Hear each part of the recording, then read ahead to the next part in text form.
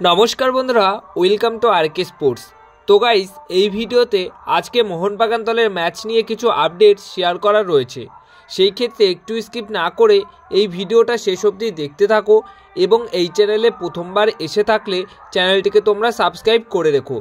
প্রথমেই তোমাদের কাছে ক্ষমা চেয়ে নিচ্ছি, কারণ আমার বাড়ির পাশে একটা জায়গায় অনুষ্ঠান হচ্ছে আর সেই অনুষ্ঠানের মাইকের আওয়াজটা হয়তো ভিডিওর মধ্যে আসতে পারে, তো সেটা তোমরা ইগনোর করো। আর ওই ব্যাকগ্রাউন্ড সাউন্ডের জন্য আমি সবার কাছে ক্ষমা চাচ্ছি। তো গাইস, আজকে কিন্তু মোহনবাগান দলের ম্যাচ রয়েছে নর্থ ইস্ট ইউনাইটেড এফসি দলের এগেনস্টে। আজ সন্ধ্যা 7:30টার সময় ম্যাচে নামতে চলেছে মোহনবাগান দল। তো মোহনবাগান দলের এই ম্যাচটা কিন্তু খুবই কঠিন একটা ম্যাচ হতে চলেছে। গতকাল কেরালা ব্লাস্টার্স এফসি দলকে 4-2 গোলে হারানোর পর বেঙ্গালুরু এফসি দল কিন্তু আবার 1 নম্বর স্পটে জায়গা কনফার্ম করে নিয়েছে। তো সেই 1 নম্বর জায়গাটাকে আবার যদি মোহনবাগান দল কনফার্ম করে রাখতে চায়, তাহলে নর্থ ইস্ট ইউনাইটেড এফসির ম্যাচ থেকে পুরোপুরি 3টে পয়েন্ট তুলে নিতে হবে। আর আজকের ম্যাচ থেকে পুরোপুরি 3টে পয়েন্ট তোলা কিন্তু অতটাও সহজ হবে না, কারণ মোহনবাগান দলের মেইন যে জায়গাটায় প্রবলেম থাকছে আজকে, সেটা হচ্ছে ডিফেন্স।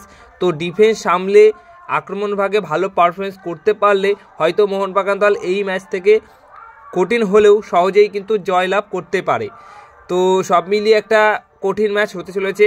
আর তাছাড়া আরও একটা জিনিস তোমাদেরকে শেয়ার করি যে নর্থ ইস্ট ইউনাইটেড এফসি দল এই সিজনে সবচেয়ে বেশি গোল খেয়েছে।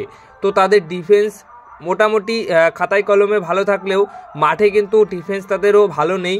তাই সেই অনুযায়ী আমার মনে হয় যে মোহনবাগান দল যদি আক্রমণ ভাগে বেশি মনোযোগী হয়, আক্রমণ বেশি করে, তাহলে অবশ্যই গোল পেয়ে যাবে আর অনেক গোলের মার্জিনে কিন্তু নর্থ ইস্ট ইউনাইটেড এফসি দলকে হারাতে পারবে।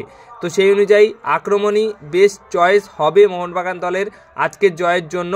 তো ডিফেন্স যা হোক, আক্রমণ কিন্তু সমানের তালে করে রাখতে হবে আর ডিফেন্স ঠিকঠাকভাবে সামলে নেবে, কারণ অবশ্যই টম অ্যালডেট যাকে নিয়ে ধোঁয়াশা ছিল, সেই টম অ্যালডেট কিন্তু আজকে খেলতে পারবে। তো 4-2-3-1 ফরমেশনে আজকে কিন্তু বিশাল কায়েত খেলবেন গোলকিপারে, দুজন সেন্টার ব্যাক পজিশনে খেলবেন দীপক টাংরি এবং টম অ্যালডেট, রাইট ব্যাক পজিশনে খেলবেন আশিস রায়, প্রথমবারের মতো লেফট ব্যাক পজিশনে খেলবেন আশিক কুরনিয়ান, মাঝমাঠে দুইজন সেন্টার মিডফিল্ড পজিশনে থাকবেন অনিরুদ্ধ থাপা এবং আপুয়া।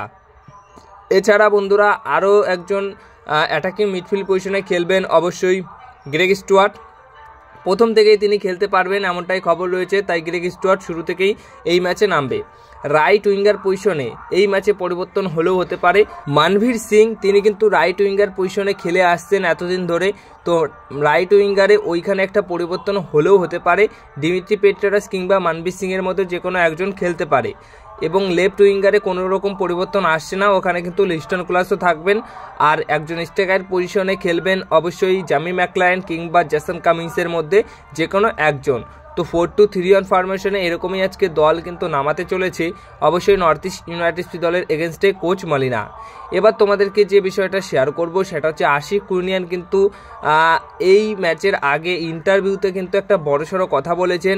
সেই কথাটা হচ্ছে যে আমার ফুটবল কেরিয়ারে শেষ অবধি আমি মোহনবাগান দলের হয়ে খেলে যেতে চাই, এরকম একটা কথা বলেন। মানে তার ফুটবল জীবনের একদম শেষ অবধি তিনি মোহনবাগান দলের হয়েই খেলতে চান, অন্য কোনো ক্লাবের হয়ে খেলতে চান না। তো এরকম একটা কথা কিন্তু আশিক কুরনিয়ান বলেছেন। তো এই সমস্ত কথা শুনলে সত্যি আমাদেরও ভালো লাগে, কারণ ভালো ভালো প্লেয়ার যদি এরকম ভালো দলের সঙ্গে অনেকটা বছর জুড়ে থাকে, তাহলে কিন্তু সেটা সমর্থকদেরও অনেক খুশি করায়। এবার যে কথাটা বলবো সেটা হচ্ছে নর্থ ইস্ট ইউনাইটেড এফসি দলের কোচ পেদ্রো বেনালি তিনি কি বলেছেন। তো তিনি কিন্তু একটা বড়সড় কথা বলেছেন মোহনবাগান দলকে নিয়ে।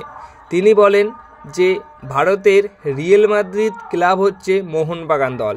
মোহনবাগান দল অনেক বড় ক্লাব, আর বড় ক্লাবের এগেনস্টে আমরা খেলার জন্য মুখিয়ে রয়েছি, আমরা অপেক্ষায় আছি।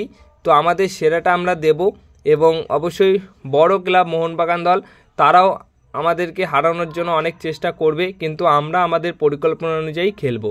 তো এরকম একটা কথা বলেন পেদ্রো বেনালি, মানে রিয়েল মাদ্রিদের সাথে কিন্তু মোহনবাগান দলের তুলনা করেছেন তিনি। আর অবশ্যই মোহনবাগান দল কিন্তু ভারতের রিয়েল মাদ্রিদ ক্লাব। তো সবশেষে যে আপডেটটা শেয়ার করব সেটা হচ্ছে এই বছর এবং গত বছর দুটো বছরে ধারাবাহিকভাবে ভালো পারফরমেন্স করে আসছে পাঞ্জাব এফসি দলের লেফট ব্যাক রাইট ব্যাক পজিশনের প্লেয়ার, মানে দুটো পজিশনেই খেলতে পারে অভিষেক সিং।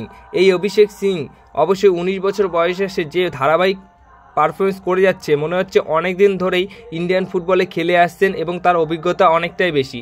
তো এই রকম ইয়ং কম বয়সী প্লেয়ারের জন্য মোহনবাগান দলে যাওয়া উচিত, এই রকম কম বয়সী প্লেয়ারদের ওপর ইনভেস্ট করা উচিত। তাহলে ভবিষ্যতের যে প্ল্যান রয়েছে, মানে একটা লম্বা প্ল্যান রয়েছে যেখানে অনেক দিনের জন্য একটা পারফেক্ট স্কোয়াড তৈরি করে রাখতে চাইছে মোহনবাগান দল। তাই সেই পারফেক্ট স্কোয়াডের মধ্যে কিন্তু এই অভিষেক সিংকে যদি মোহনবাগান দল এই জানুয়ারি ট্রান্সফার উইন্ডোতে না হলেও সামার ট্রান্সফার উইন্ডোতে দলে নেবার জন্য টার্গেট করে বা এই প্লেয়ারটির জন্য যায়, তাহলে অবশ্যই ডিলটি যদি ডান হয় তাহলে কিন্তু সেরা একটা সাইনিং হবে এবং ভবিষ্যতের যে স্কোয়াড থাকবে সেই স্কোয়াডে কিন্তু খেলার জন্য অনেকটাই কাজে লাগবে এই অভিষেক সিং। তো অভিষেক সিং কিন্তু 19 বছর বয়সে এসে দুর্দান্ত পারফরমেন্স করছে, দুটো পজিশনে খেলতে পারে, রাইট ব্যাক এবং লেফট ব্যাক পজিশনে, যেখানে মোহনবাগান দলের অবশ্যই প্লেয়ার দরকার। তো এই অভিষেক সিং কিন্তু বড়সড় একটা টার্গেট মোহনবাগান দলের হতে পারে। আর অবশ্যই এইরকম ভালো প্লেয়ারের জন্য যাওয়া উচিত বড় ক্লাবের। বড় ক্লাব বলতে অবশ্যই মোহনবাগান দলের কথা বলছি। তো মোহনবাগান দল দেখা যাক এই প্লেয়ারটিকে দলে নেয় কি নেয় না, সেটা কিন্তু আগামী দিনে আমরা জানতে পারবো।